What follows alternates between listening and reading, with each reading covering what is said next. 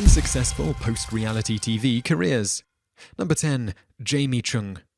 If you're a fan of the television show Once Upon a Time, or if you watched Sin City, A Dame to Kill For, you're no doubt familiar with Jamie Chung. She's been popping up on television and movie screens for the last few years, most notably in The Hangover Part 2 and Grown Ups, while also doing some Disney Channel movies and voiceover work.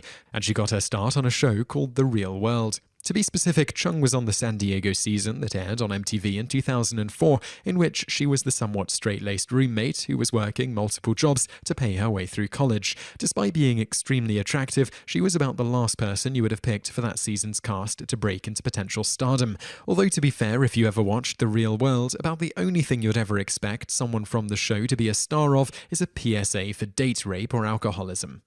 Number 9. David Giuntoli. Do you remember the MTV show Road Rules? It was kind of like The Real World, only it involved people tossed in an RV and driving around the country, often doing dumb stunts and just generally being like idiots. This was way back when the M in MTV still occasionally stood for music, so we can't blame you if Road Rules doesn't sound familiar. Road Rules South Pacific featured a young guy named Dave, who was the clean-cut, all-American-looking kid in a cast that included 2 girls who would go on to pose for Playboy and another dude who got kicked off the show for hitting someone. After his season, Dave pursued acting and became David Giuntoli, currently the star of the cult favourite TV show Grimm. He's been kicking around Hollywood for a few years, popping up in Veronica Mars, Nip Tuck and Grey's Anatomy, and he was also reportedly in the running to play Superman in Man of Steel. Number 8. Elisabeth Hasselbeck.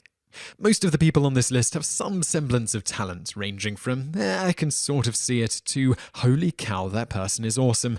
Elisabeth Hasselbeck doesn't really fall anywhere in that range, but is arguably the most famous person on this list. That's because she somehow parlayed her 15 minutes of fame into a long-running gig on The View. She's actually been rewarded too, having won a Daytime Emmy Award before leaving The View to become one of the hosts of Fox and Friends. All of this comes from her first moment in the sun on the second season of Survivor, which she didn't actually win, but gained some fame for being the cute boyfriend of the former Boston College and NFL quarterback Tim Hasselbeck. These days, she's mostly famous for spouting off extremely conservative nonsense that tends to make even the most staunch Republicans cringe and wish her 15 minutes would end already.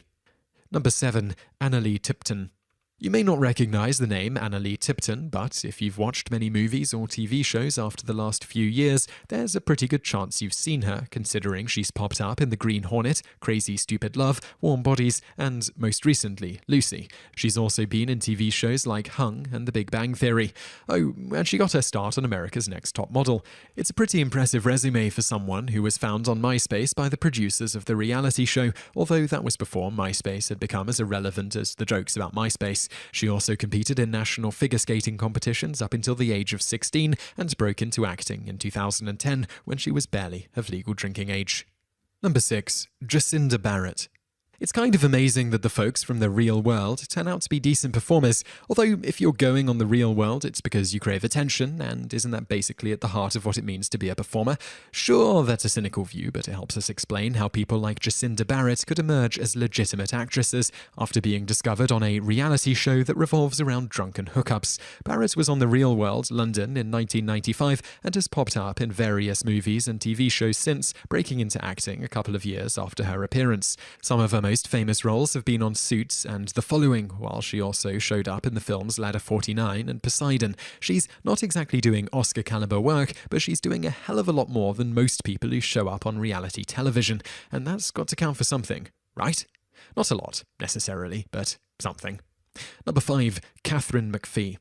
It's incredible to look back at the history of American Idol and note that, in a lot of cases, the most famous and successful contestants are the ones who didn't even win. One such case is Katharine McPhee, who finished as the runner-up in the 2006 season, but has actually gained more fame for her success in front of a camera than she has for her work in front of a microphone.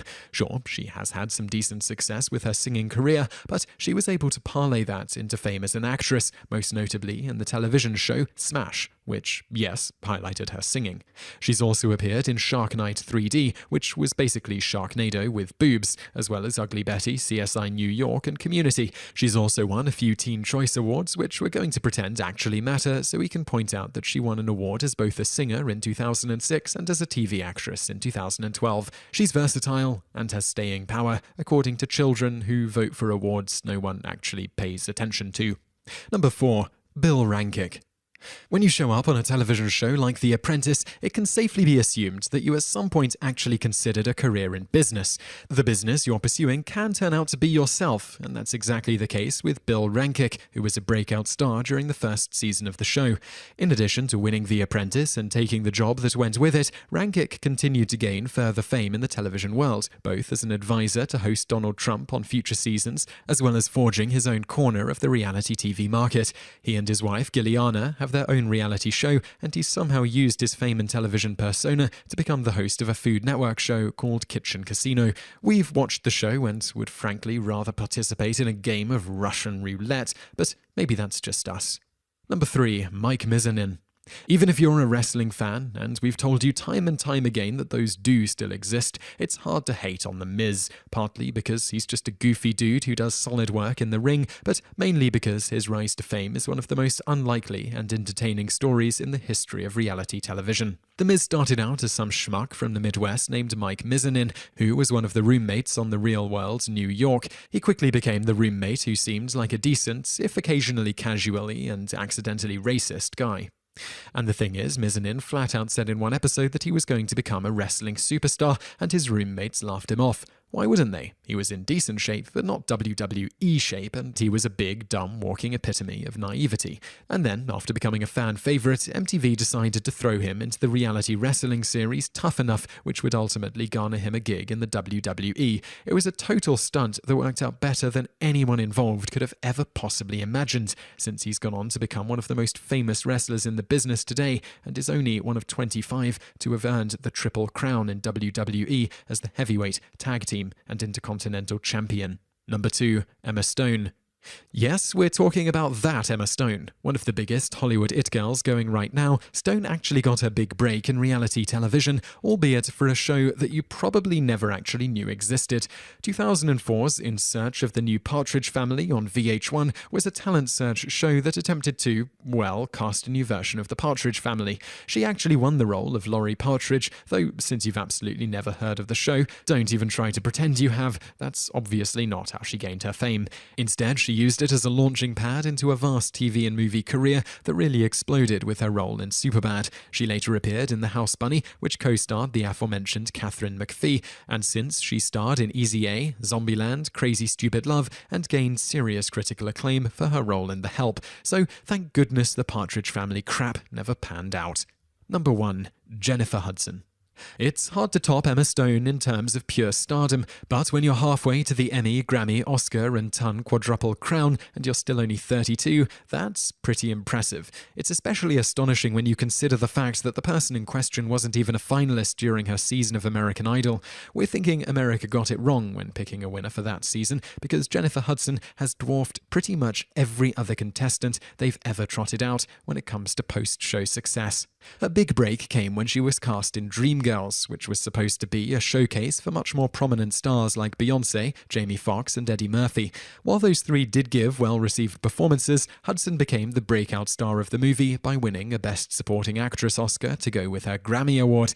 It's pretty incredible to go from 7th place finisher on American Idol to an Oscar-winning actress in less than 2 years, wouldn't you say? If you enjoyed this video, be sure to subscribe to our channel by clicking the subscribe button in the top right. Our channel has loads of other awesome videos just like this.